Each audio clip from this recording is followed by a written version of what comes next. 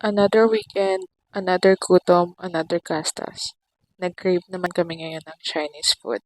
So, dito kami kumain. Gutom na daw siya. From now. So, ito pala yung in-order namin. Wonton, yang chow, hakao, spring rolls, at buttered chicken. So, kami lang palang kumain lahat. Dalawa lang kami. Yes, dalawa lang kami kumain. Ganyan kami katakaw.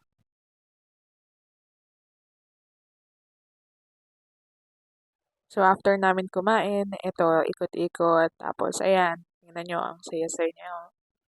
Bumili na nga siya ng shifter bago kami nagpunta ng mall. Pero tignan nyo naman kung saan siya pumupunta ngayon.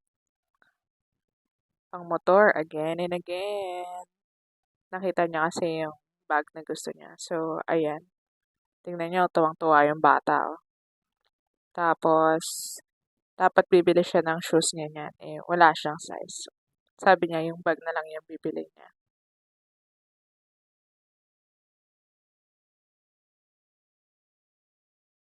At yan, wala nang makakapigil sa kanya. Babayaran na namin yung bag.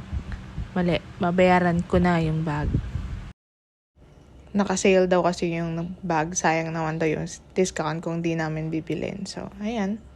At di na nga mapakali. Doon na niya inayos sa loob ng Moto Store yung bag. Saya-saya nung bata. Naniniwala talaga to sa work hard, shop harder. Tingnan nyo. Sabi ko nga, pag uwi na namin, tsaka namin ayusin yung bag. Pero ayaw niya talaga magpapigil. So, happy na naman siya at nakapangbudol siya. Tingnan nyo. At syempre, di ako magpapatalo. Siya naman yung papagastasin ko.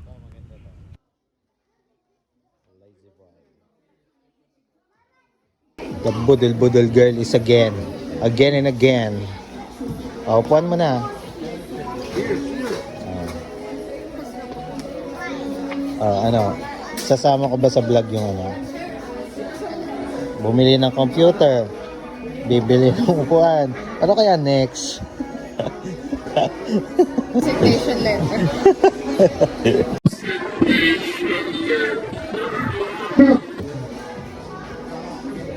Parang gusto kong bilhin to. Bilhin na natin. Bilhin na. At ayun, tuluyan na niyang binayaran. Syempre, di naman ako matitiis niyan. At ayun lang, see you sa aming next budulan session.